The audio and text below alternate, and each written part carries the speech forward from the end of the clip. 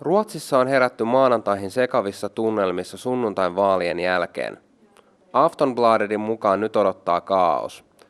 Pimeyden voimat ovat viimein ottaneet myös ruotsalaisen demokratian panttivangikseen. Vaalitulos on herättänyt tuoreeltaan lieveilmiöitä. Maahanmuuttovastaisten Ruotsin demokraattien nousu valtiopäiville sai puolueen vastustajat liikkeelle Tukholmassa maanantaina. Protestin oli kutsunut koolle 17-vuotias Felicia Margineanu. Hän oli tyytyväinen siitä, että monet olivat vastanneet kutsuun. Maanantai-iltana miestä puukotettiin Tukholman Södermalmissa, koska häntä luultiin Ruotsin demokraattien jäseneksi. Puolueen tärkeimpiin teemoihin kuuluu muun muassa pakolaispolitiikan dramaattinen uudistaminen, maaseudun elävöittäminen, rikosoikeudellisen vastuujen laskeminen sekä EUsta irroittautuminen.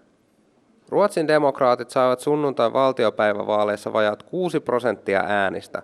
Puolue saa peräti 20 paikkaa valtiopäivillä.